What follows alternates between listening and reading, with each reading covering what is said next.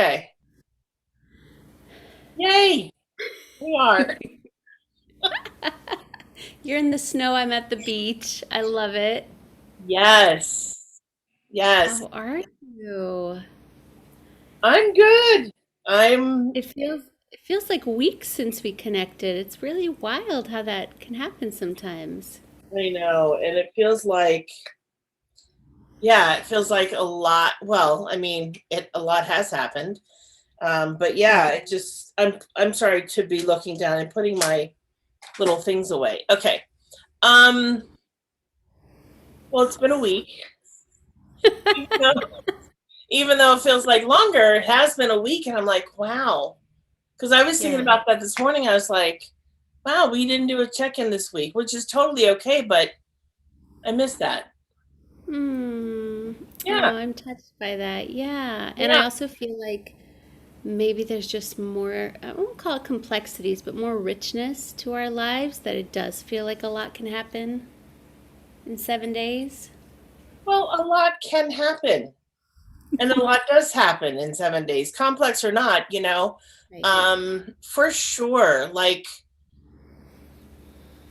when I think back to last Wednesday, I'm like, was that a month ago? Because Yeah. there's been a lot that's been going on. I'm like, wow. And I didn't even see, a third of it happening. I mean, it just sort of was like, okay, here we are, you know. Yeah. So it's been quite a ride. I don't know what else to say except that it's been quite a Yeah. ride. I can go into it a little bit more, but how are you? Same. Okay, all right. I think it just speaks to the value of consistency in checking in a friendship because a lot can happen in a week. And like all good on this end, just a lot of growth opportunities, a lot of places that I'm using the word crunchy. It felt a little crunchy. And then having some grace, having some, I'm calling it radical acceptance of just whatever is because I'm really good at arguing with reality. And it just causes me and possibly others some suffering. Yeah. Yeah, isn't it funny to argue with reality? Like, And well, like really well.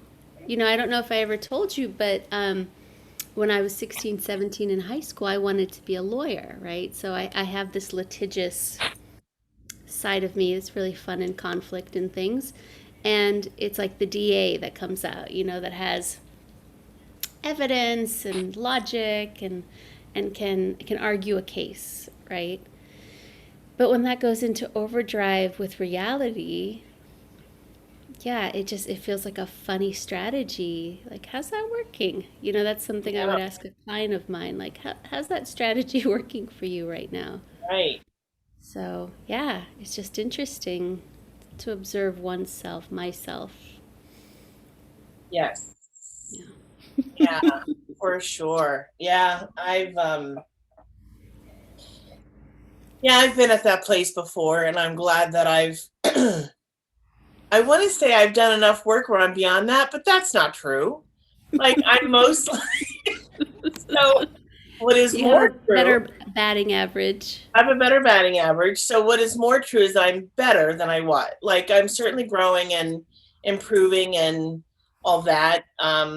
Thank goodness. Really, thank goodness for all of that. Yeah. Um, yeah. So let's jump in. What do we have a Tell topic? me. I know that's what I'm like. I'm like, tell me what's going on. Do we have a topic for today, or are we just kind of whatever, whatever? Hmm.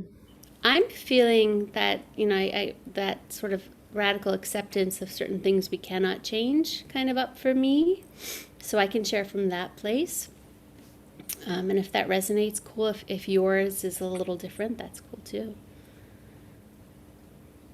Yeah. Yeah. Okay. That sounds good. Yeah. So wow, Wednesday to Wednesday. Like what? Okay. So um I feel like, and I feel like I'm still on the journey, but I feel like I've been on this journey. Yeah. And I'm going to say it's been really gradual. So it's been really gentle, which is good. Um, and I'm vibrating so high. And at times I feel like I'm going to take off. Ooh. And and I'm like, okay, God, what's coming in? Because I'm here to receive it. I don't know what it is. I'm here to receive it. I'm going to hold it. And I've been creating even more space in my life and my apartment for whatever it is to come in. Um, I mean, the just I've had so many moments of like, oh my gosh, oh my gosh, okay, like a lot of those little moments this week, and I'm like, wow. So it's been fascinating for me to see myself and how I am handling it and how I'm responding to it, and and also feeling safer to share it in certain spaces. Let me say that.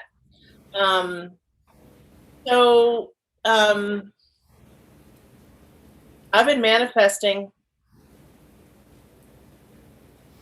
I've been manifesting, and like really fast. Like things are just popping.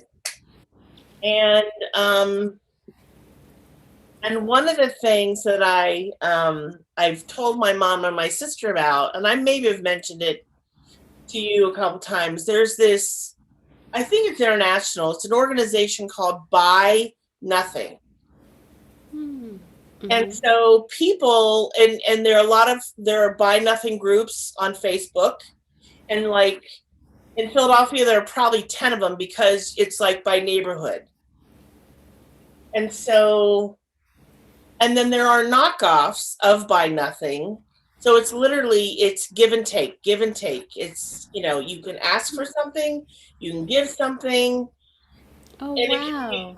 it can be a service, it can be a service, it can be an object, whatever. So anyway,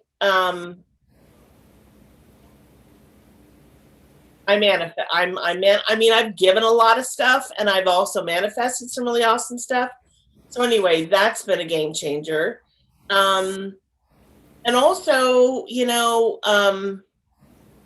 the synchronicity when you're thinking about someone and then you receive a call, or right. So that happened a couple times this week, and I was like, huh, okay. And like I've been gifted some amazing information and tools and support. Like again, like I'm just buzzing. And like that's not like that's part of it. Like I just the manifestation and the vibration, and I'm like, oh my God, I feel like my head's gonna explode some days. It's a lot to hold, but it's also really exciting. Um, Lindsay and we did an exchange last week. Yeah, last week, I think Thursday or Friday or something. And I got some really important information. And I have to say, you know how I feel about relationship, right? Yes. No, it's not that. Not that. Ugh. I like, the person that I am manifesting, I want him to have done his work. Like, I mean, of course we'll have our work to do, but I want him to have done his work, and especially the healing on his child. Like, all the like the little child stuff, all that stuff, just have already done it, or at least is working on it, so that when he comes into my life, because it's gonna happen. Oh my God, I said that out loud. When he comes in, I want to be, I want to be able to hold space for him and vice versa. And also for us to be at a place where we can move forward and do our work together. Instead of, anyway, instead of what I've had to deal with in the past. Fair enough. Let me put it that way, because that's a lot of work. That's a whole other, that's a 3-hour conversation, my friend. Yeah. So I feel like I'm kind of jumping all over. So if you need to stop me, because I feel like I'm kind of a little jumbled. But so I've been here in this apartment at the end of April. It'll be 4 years. And I didn't think I would be here this long. But it's okay. And because I didn't think I would be here this long, there are some things that I did not unpack. Because I just thought, I'm not going to be here long enough to enjoy my artwork or use this or whatever, right? And so earlier in the week, I started thinking about some of my black and white prints that I have. And I'm like, oh, let me look at that again. So I literally unwrapped it, because it's been wrapped and in a closet, untouched, for over 4 years. So I looked at it, I'm like, oh my God, I have to hang this. What was it? It's a black and white print. Of?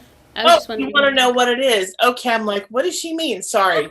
So one is of a lily pad, a couple of lily pads on water, and the other one is pussy willow, and it's a close up of maybe 5 or 6 stalks. Is that what they're called, of pussy willow? And they're kind of overlapping. It's really cool. I really love it. So anyway, I got them out and I hung them, and I've moved some things around and reorganized some things. And I'm like, I'm finding that I really aesthetically like my apartment more than I did even before, you know? Mm-hmm. So just noticing these little changes that I'm like, okay, so it's subtle, but it's not really that subtle. Like for me, these are big changes because, again, I've been here for 4 years, didn't think I'd be here this long. And I'm like, okay, so if I have to pack in a month, then I pack in a month, but I don't think that's going to happen. Mm-hmm. But I'm just like, I still believe that the move is going to happen, because I know it will. It's just a matter of me letting go of this idea that it's going to happen. Like the length of time, the concept of time, I have no control over that. And I need to really let go of that, Yeah. Ooh, I like that. Is that sort of the radical acceptance piece there of like timeline is not my department, Yeah. and I can nest and pack again? I can nest and pack again because it's not going to kill me, you know? And then I don't know if I shared this with you or not, but I have had issues with like I just haven't had a lot of storage space. And I live on the 3rd floor, and above me is the attic, which literally has a heating system in it, and that's it. And my old landlord had locked the door that leads up, that you have to go into my apartment to get to. He had locked the door. So when the new people bought it and the management company came in and whatnot, the guy just took a lock, whatever they're called. He broke the lock. He broke the padlock. And he was like, well, we don't need this. And I'm like, oh my God. I have storage. So I've been like a little mouse. I'm not telling them, I'm just doing it. I'm acting stupid, like, I don't know what you mean. Ignorance is bliss, as they say. So I've just like been putting things up there that I don't utilize. I'm like, I don't need this. I can put it, and there's a lot of space, a lot of space up there. So that feels really good. Um, and then, so talk about just accepting. You ever misplace something and you literally retrace your steps like 8 or 9 times and you still can't find it? So after I hung these two pieces and moved something else over, actually I hung more than that, but anyway, I misplaced my hammer because I want to hang something in my living office space here, and I couldn't find my hammer, and I'm like going to myself, who loses a hammer? Like, Yeah, how it's do not you? a subtle piece, you know? It is not subtle. So I have like for 48 hours when I have a free moment or when I think about it, I am looking for this gosh darn hammer and I can't find it. And I'm like, there's really something like, okay, I'm like, I have to let go of this because it's making me woohoo little crazy, right? I'm driving myself nuts. And also I'm like, this is not about me. I'm whatever reason I need to let go of this and something will shift. Like it could have fallen behind something, you would think I would have heard it fall, but you know, so I'm like, what am I supposed to be learning in this situation? What do you think Right? you are learning? Patience. Patience. I'm laughing because I feel like I've been learning patience for the last 4 weeks, but at a whole, like in a different way and at a whole other level. Because I really want to hang up this this print that I got. And I'm like, oh, I can't hang it until I find this. Because used other things. I can't. Because I have like really hard plaster walls. Anyway, um, it is what it is. I'm just gonna I've got to let go. Um, and then the last thing that I want to say is that uh, I was in a meeting today, and actually, it's not the last thing I want to say, but it's one of the last things that I want to say. I was in a meeting today with 3 other colleagues, and something crunchy had happened. I'm going to use your word. Something crunchy had happened a couple weeks ago, and I didn't want to mention it until we were meeting as a group, until we were meeting all together. And it took a lot of courage for me to be like, this is how I felt about what happened. And I'm not gonna, I'm not gonna sweep this under the rug, and I need to talk about this because I felt really frustrated about this. And I was especially frustrated with one person because it was like they were like a dog hanging onto a bone, like they just wouldn't let go. And I was like, oh my God, you have to let go because it's affecting the bigger picture. Yeah. And so anyway, I brought that forth and that felt really good, you know. And I wasn't ridiculed for it. I was actually kind of like thanked for it. For being a model, being a model to, speak my truth and that kind of thing. So that felt really good. And then the Can I last, ask real quick just on that piece? Like, how did it feel going into that convo? Because did you feel super empowered and like in your cape, or did you feel shaky and uncomfortable? Like, what was standing in your power? Like, what did it feel like? good question. So we decided as a group to do a witness meditation. So we meditated for 15 minutes. We were meditating on our next, what we're working towards as a group. And so that was like the theme of the meditation. And so I did have some information come through, but I also had this other stuff hanging. that needed to be dealt with. And Spirit was not letting me let go of this stuff that was hanging, the Mm-hmm. little, right. And I'm like, okay, okay, okay. And so I wrote it down. I was like, okay, Heidi, this is, I could hear Spirit going, this is your truth. This is what you need. It's like you have the strength, I'm giving you the courage. You're okay doing this. And I did. I did it. And it's so how did it feel? Initially it felt scary, but then as I started speaking about it, it got easier. Mm-hmm.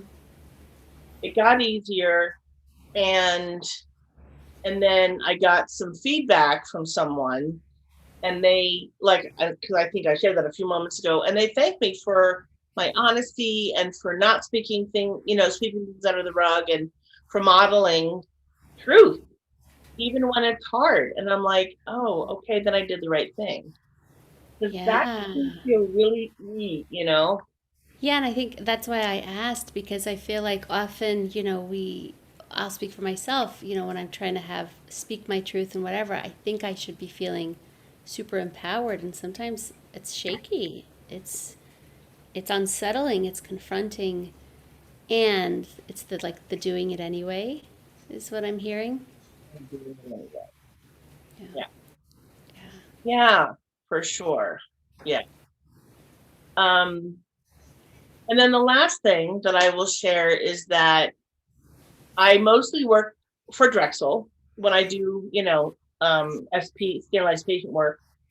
But today and tomorrow I'm working for, I'm assuming they're like a private company, and schools hire them to find SPs, to set the whole thing up, blah, blah, blah. So these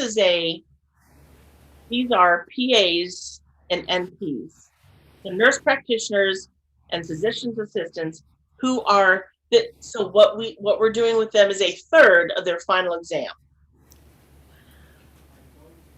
And it's called an OSCE, OSCE. It's an acronym, and I'm not sure what it stands for, but it's an exam. E stands for exam.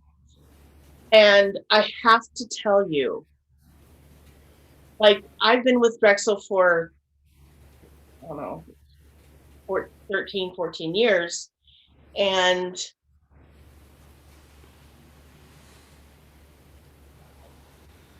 it's to see the difference of students who have had a lot of practice with simulation and Mm-hmm. receiving feedback and all of that, and then to see the other.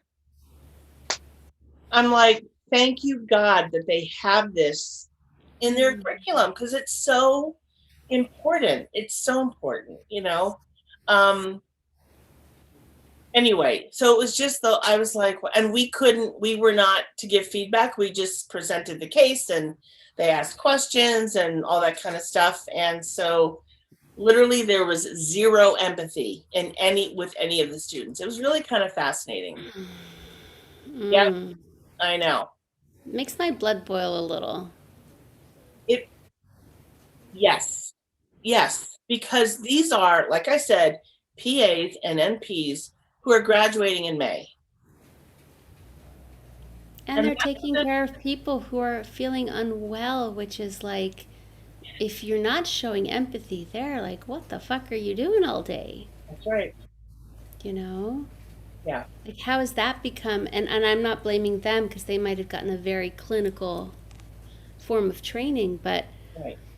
I'm so grateful for that work that you're doing and people like you are doing because walking into a doctor's office and having an apathetic, cranky person when you don't feel well is mildly traumatic. Like It, it sucks, it is. Yes. you know?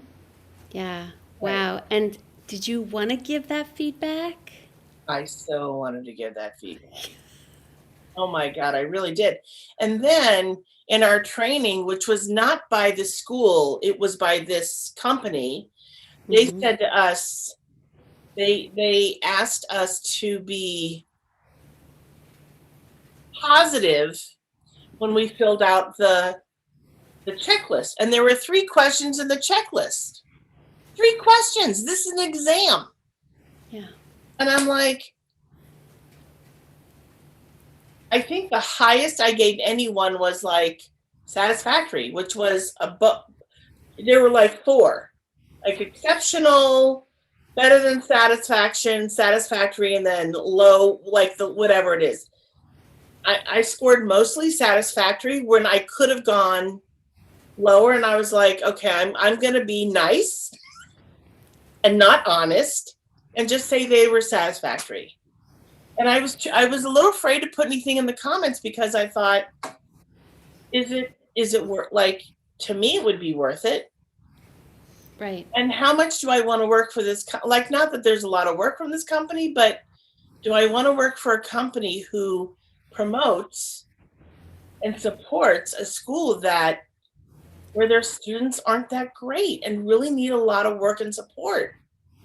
Yeah, and not allowing for you to titrate between positive and constructive feedback. Right. It's like, where's the growth edge in Where's the that? growth edge? What are they learning here? I mean, I think of it from the realm of like, training coaches, right? If all I did was say, wow, you were really present and you made great eye contact and you showed empathy, and I didn't say, and by the way, you didn't interrupt at all and you didn't, show impact there and you didn't get that person out of their story. Here's an option, right? I wouldn't say you didn't, but I'd say here's an option. Right. If I didn't also challenge them, they just think they were like set already instead of having probably a decade or longer of opportunity to grow into an amazing coach. Right. Plus, I think of the word satisfactory, it feels very underwhelming to me. It is. I really don't want to ever be considered satisfactory, Me either. you know? Yeah. Yeah. Oof. It's interesting because it's like, again, this is my arguing with reality of wanting to be like, now, can I give feedback to that company that they should allow for honest, constructive feedback that actually benefits everyone at the end of the day? Yeah. Mm. That was tough. Feels like a little bit more emotional labor than I imagine you have at Drexel's, and Drexel's maybe Oh unless my it's a gosh, tough. I was exhausted. I Yeah. was exhausted. Like, and I worked from 12:30. I worked from 12:30 to 4:30, and you would have thought I worked a 12-hour. I was exhausted because of what I was like just holding. And I'm like, this is not to me, this is not how it should go. Right. Like when I have student after student after student who is I can't say they're all phenomenal, but really cares and really wants to do well and wants the constructive feedback because they want to learn and they're not afraid to get that. I'm like, that is rewarding and it feels so good. Yeah, Yeah. Well, and that constructive feedback is you having their back, it is. And you it's know? trusting that I have their back. Yeah, that it's not going to come from sort of a malintent, but that it's from, I believe you've got this in you. And like, here's where I think you have some growth opportunities. Yeah. I question a company who wants you to skew positive while handing you underwhelming, apathetic medical workers. Like, it's like, what's your shtick? Like, what's your, Right. like, you just want to pass people and get them certified, but you don't want to make sure the quality of character or heart at least is there, you know? And I also get not everyone's into empathy, but I feel like the emotional intelligence when you're dealing with people, I don't think that should be a optional checkbox, I agree. I wholeheartedly agree. you know? Yeah, wow. Yeah. Yeah, it chaps my ass a little bit, I'm not gonna lie. It Because taps my ass. I have never heard that. I just think like how emotionally deficient like this country is and seeing the components that are making it so, you know? Right. Yeah. Right. Yeah. And I Yeah. remember after the first student, and I stopped the video, and I had to double check to make sure I'd stopped the video before I said it, because there was no one. I mean, I was the only one, and doing in my that could hear me saying this, but I'm like, that was a shit show. Those were the first words out of my mouth, and I'm like, and she is going into the world In as a May. practitioner or whatever, which I mean, that's insanity to me. I don't. It just doesn't register. I don't get it. I don't. Yeah, and during these times, especially where people are threadbare, they're handling mental health issues, they're stressed in their relationships, they're supposed to be working like they don't have kids, but they're supposed to take care of their kids like they don't have a job. Like Right. all the stuff's going on that's actually could be potentially psychosomatic and causing issues physically. Yeah. And if you don't have an empathy muscle, who like I would need to feel safe with my doctor to share the deeper layers. And if they're being curt and apathetic and clinical, they're actually not going to get the data they need Exactly. Right. And to in do a good job. right. Yes. All of it. Because a person is not just a human being is not just someone who answers your questions. They have medical health, they have mental health, Yeah, they have emotional health, spiritual, like it's a whole package. yeah, And and that is one thing I can fortunately say to the Drexel students, and they get it on some level. But I just again astounded at that these people are going to be out in the world if they. I'm also going to say if they pass. right. If they Yeah. pass all three exams, but if they don't, they don't. I say that out loud too. Yeah, and if you were speaking to healthcare practitioners and mental health practitioners and really anyone in the healer helper realm as it relates to empathy or, the emotional IQ area, what would you say to them right now as the world stands and how humans are affected?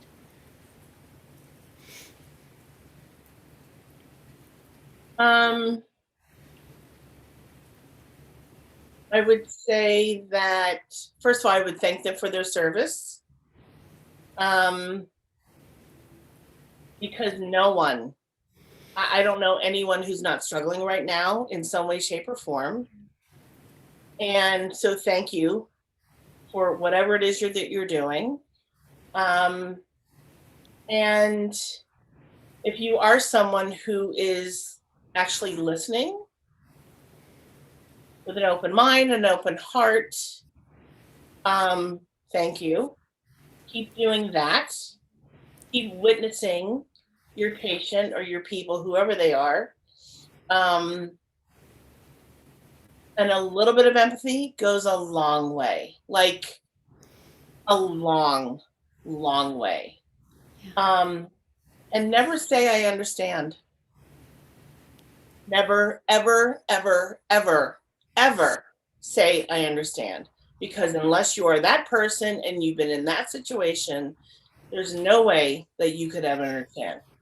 To say something like, I appreciate where you're coming from, or I appreciate what you've shared with me, or I'm so sorry, Yeah. much more meaningful and much more true, but never Yeah. I understand. Or at least like it makes sense hearing what you're telling me that you're frustrated or scared or like it Yes, makes sense feels a lot better than I totally understand because that yeah, feels a little inauthentic. Yeah. it is unauthentic, Yeah. 100%.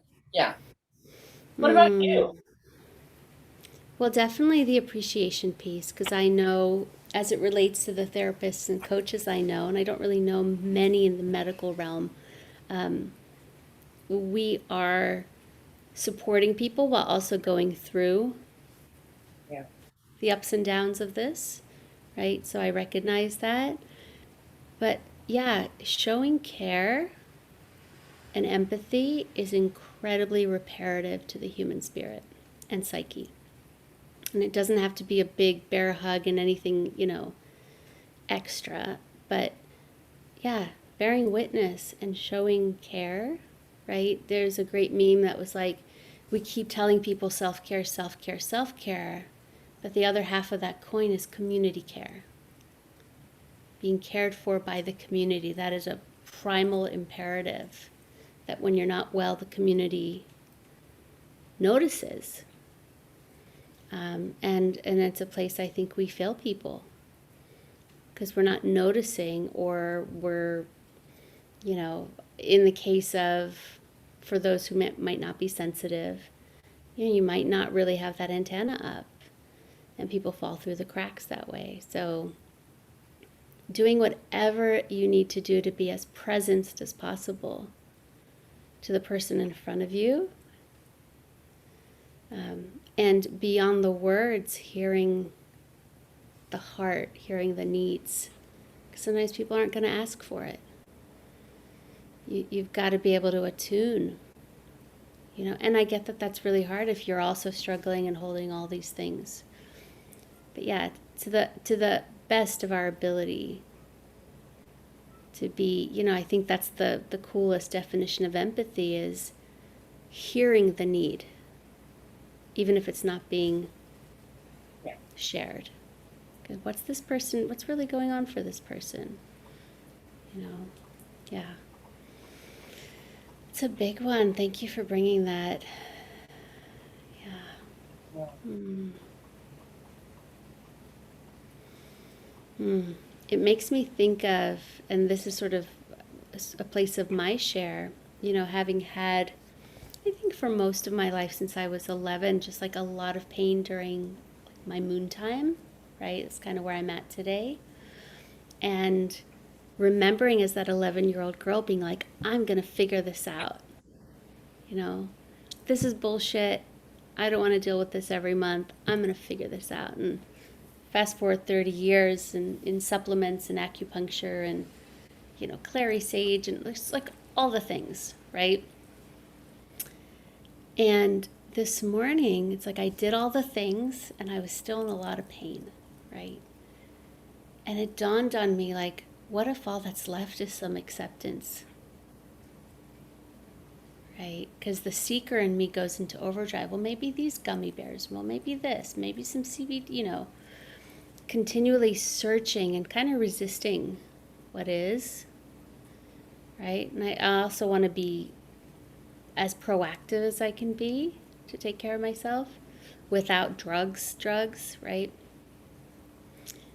And it was like this intuitive hit that was like, what if you've done everything? What if all that's left is just radical acceptance that you're going to move a little slower today? You're probably going to sit on the couch with a heat pad and still do your work. You might need a little more nourishment. Like, what's wrong with that? Like, and it like took me back to, I think I was probably 18, my first adult doctor, GYN. Old, grumpy dude, right? And I said to him, like, I'm like in the fetal position for 2 or 3 days. And that's not the case now, but it was, at 18. And like, I'm in so much pain, like, I can't take 3 days off of work every month. Like, I can't actually do that. I don't have the days, which is a whole other topic. But anyway, and he said in his apathetic, grumpy way, while I was in tears, vulnerably sharing, it's a period. It's gonna hurt. Like, suck it up. Right? And I think, as I'm even sharing this with you, I think I internalized that. Here's this man who has no idea what it feels like to have the core of your being in spasms, telling me to suck it up. or take drugs. And so I think that's where I bristle when you talk about some of these practitioners, because it's like that hurt, and that set a course where I really thought I do have to suck it up. And only now am I coming into, I'll call it my own, but like my feminine, which is like, those days are lighter. Those days have less appointments. I give myself permission to cancel things those days. I canceled something today because I was like, oh, I just can't be on, you know? And it's kind of the first time that I'm seeing the benefit, right? Like this is not necessarily taught to us, or not to me anyway, of what's it like if for 3 or 4 days your hustle muscle can rest? What's it like if you are cozied under a blanket on a rainy day being fed by your partner? Like, sounds so bad, you know? Yeah. Versus like, no, I gotta cook. No, I gotta do the dishes. No, I gotta be as on as I was 2 days ago. That's really kind of unkind to myself to demand that I suck it up. And that's where I think there can be harm by medical practitioners who vow to do no harm. Because he could have been like, wow, that sounds intense. I can't possibly understand what you're going through, but we're going to figure this out. That would have been a whole world of healing for me, right? It's like I already think I suck at something. Right. Now you're telling me suck it up, and I'm grateful to now be coming into like, okay, I still had a good cry today. I don't want to be in pain for 2 or 3 days and have my sleep disrupted. But boy, the power of a caring heart, like I basically was like crying while eating at lunch because I was so frustrated. And Richard just got up from his chair and gave me a big hug, and I cried. And I went from like that cumulonimbus dark cloud to like the white poofy cloud within like minutes. Because I had empathy, I was shown care, I was validated for like, man, that sucks. And then, the additional like, hey, I'll bring home dinner and like, lay your load down a little bit. So I don't know. I don't know where I'm going with that except to say how dangerous apathy is and how healing empathy is. And it can change the course of someone's life. Like, so be super Oh my careful. God, 100% what we say to people. Yeah. Yeah.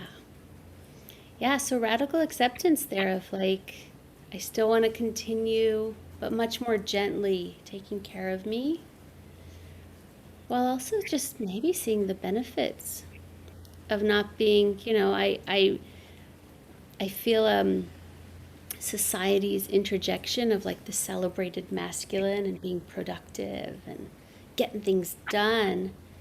And the place I feel disempowered is when I need to rest and I don't. It's like when I dishonor the feminine. Yeah. Can you relate to that? Because Oh, like, well, I mean, I can relate to it, but I do my own damn thing.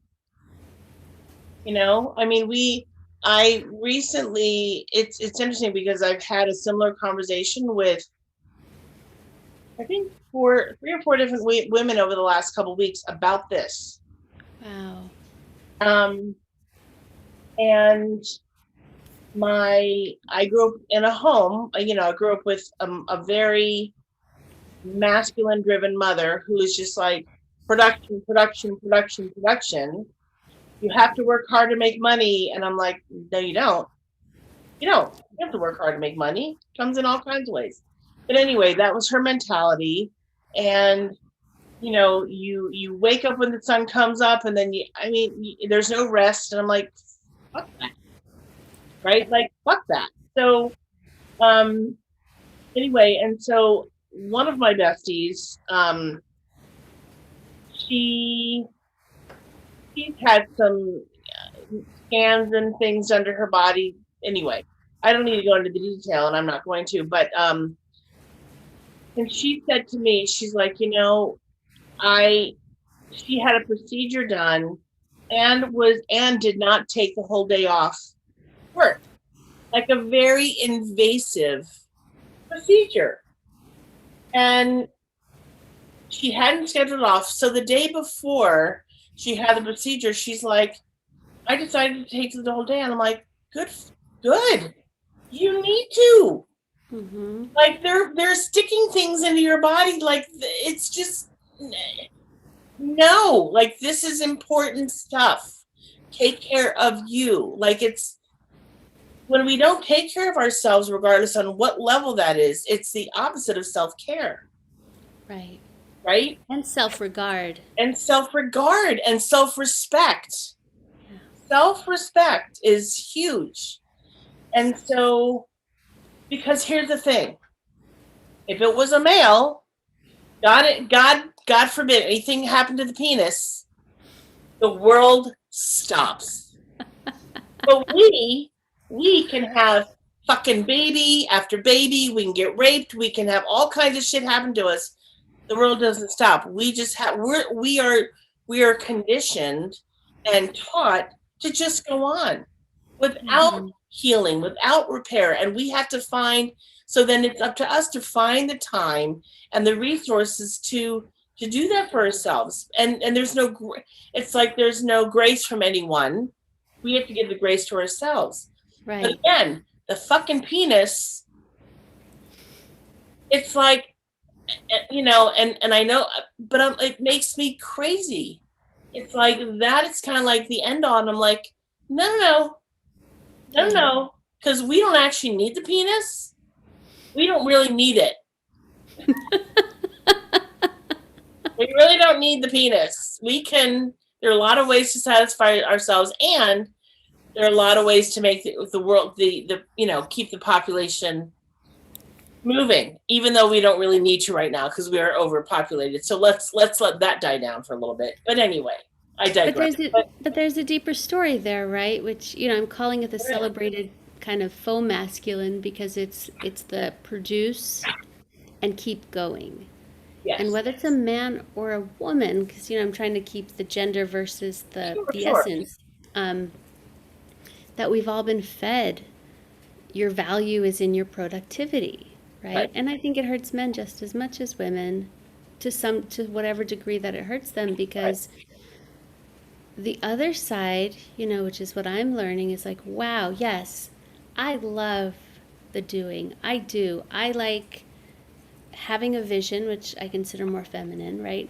Having a vision, having a dream, daydreaming about it, thinking through all the like yummy morsels of that, that dream coming to life. And then there's now what has to happen in the outside world of structure and form and manifestation to bring that through, which I often feel is like a really fun masculine muscle, like cool, like who do I collaborate, all the stuff. But if all I did was doing, and this is kind of coming to me as we're talking, where's all the dreaming and birthing energy? And I say that for men too. What if you've just been hustling on Wall Street for 20 years? You haven't taken a vacation, you haven't taken like a 2-week cabin retreat to yourself where you might figure out, like, man, I don't think this is my way, right?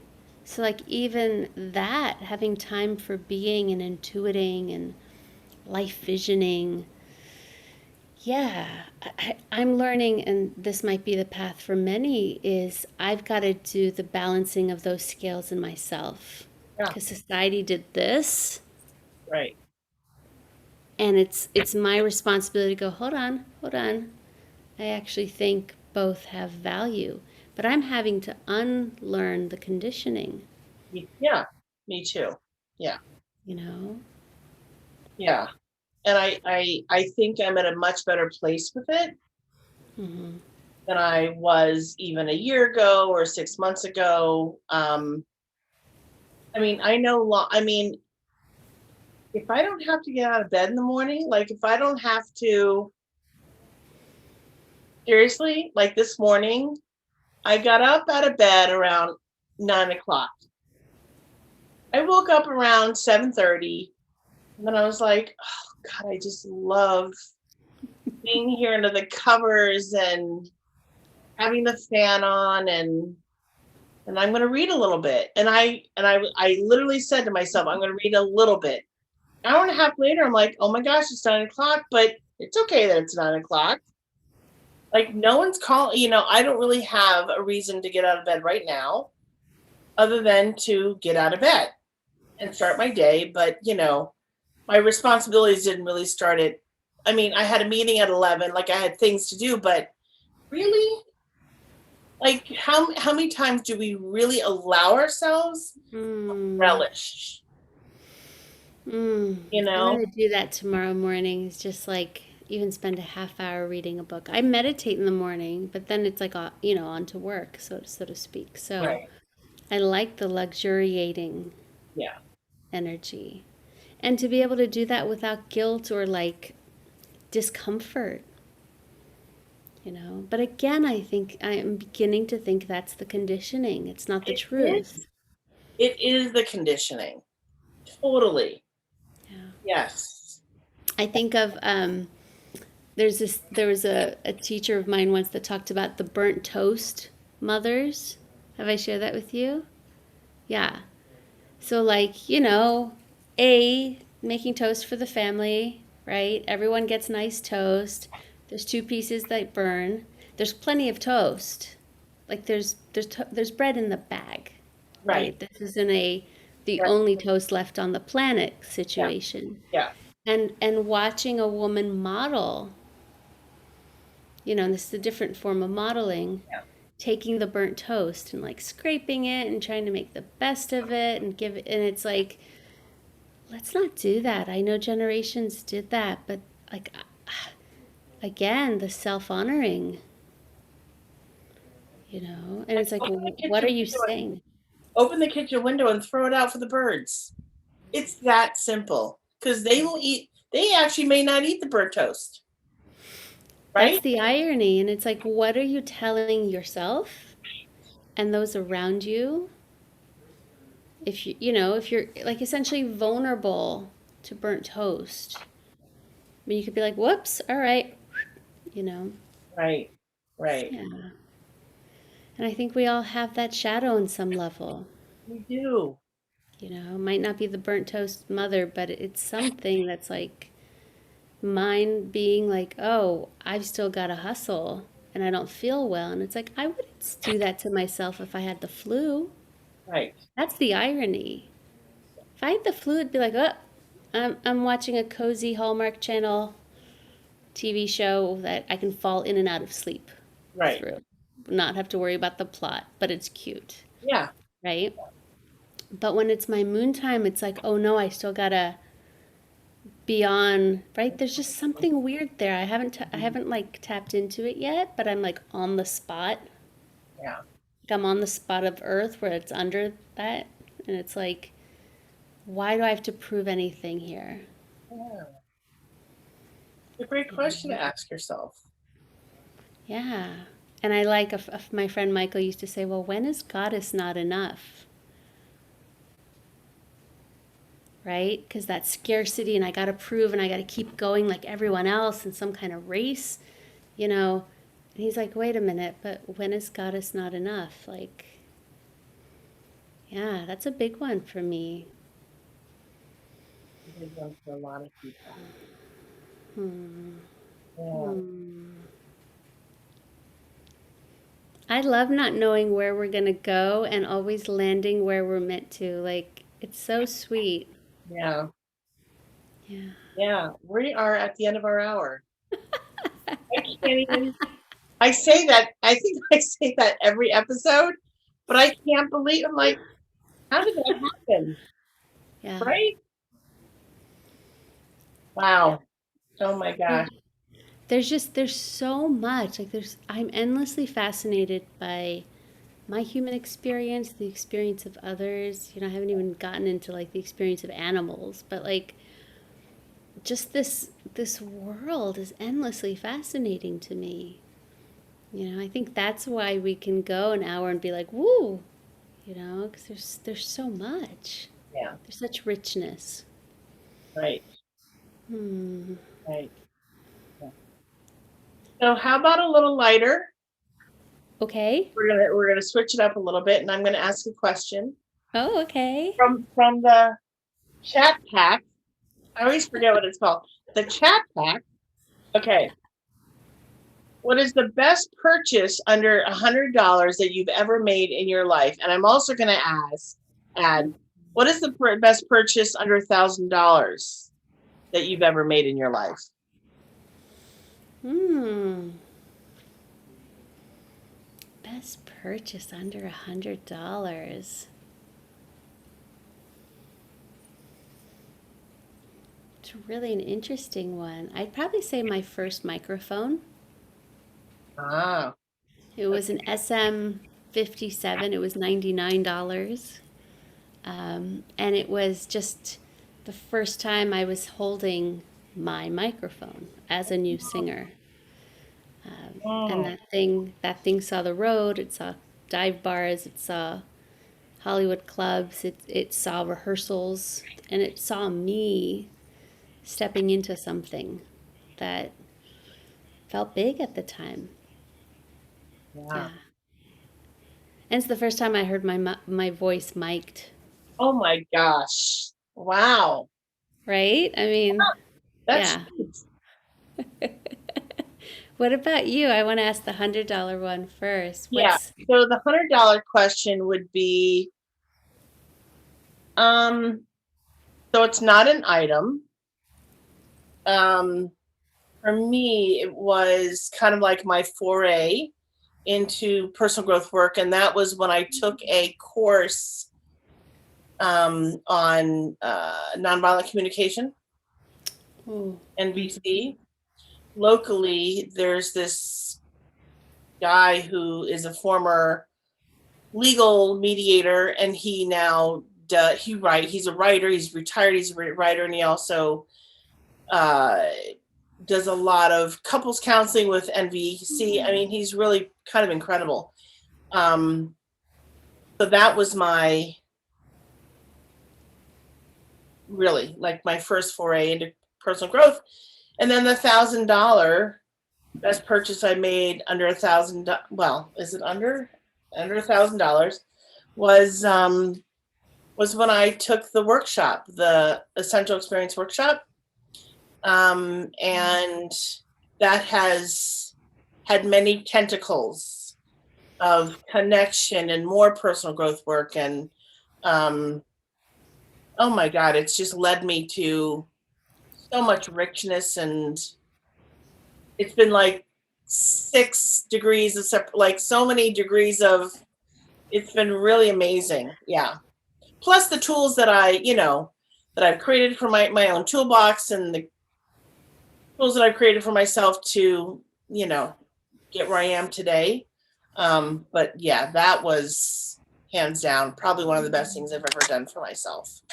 oh, that's incredible. Yeah. Yeah, I think of like you dig the well before you need the water, Yes. right? So the tools, the having that backpack of tools. I will say the same. I think my first shadow workshop with Debbie Ford, because I was, not really, I was on a spiritual path, but that particular awareness at that workshop, that I was in a victim stance, a victim story, living from that place, reacting from that place, imprisoned by that place. It was the first time I could really zoom out and see that. I think prior to that, it was like my life was like just, you know, on my face. And there was a moment of like, oh, all right, like that's now I'm seeing what I'm up to. And of course, as you know, that has led to my love of shadow work, my own healing path, the path I share with others when it feels right, and tools, major tools in relationship with self, with others, understanding projection, understanding that shadow work to me is really empathy work. It's self empathy and empathy for others. If you're doing it, yeah. And as we said at the beginning, it's like the world needs more of that empathy. So that was one of the best purchases of my life. And at the time, a scary investment. Like, what am I doing? Who is this? I'm putting money down. I should be saving. Like, there was all these stories just for people who think like, oh, we're doing that easily. Sometimes it's coming from a deeper inner calling that says like leap anyway. Yeah. And then all those, like you said, the 6 degrees of all the people that I get to belong to in circles. Yeah. Yeah. Hmm. That's a great question. Thank you. Yeah, you're welcome. Yeah. Wow. Thank you for coming in all buzzing and full of frequency and like seriously just showing up Mhm. in those, as you are. Like that was cool to see because I don't normally see you in that, I'm gonna call it like the 5D frequency bumping, the 5D boombox. Woo! Yeah. Yeah. Mm. Right. Mm.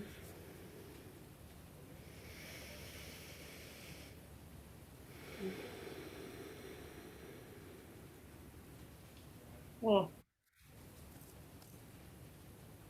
So grateful that we do this every week and that we get to talk about all this, all these wonderful topics and side topics and whatnot. And yeah, Yeah. Thank you. It feels so nourishing to not just be witnessed, but to bear witness, to be let in, you know. Yeah, to be let into to your world and feel really trusted with that. Thank you. you're welcome. Thank you. All right.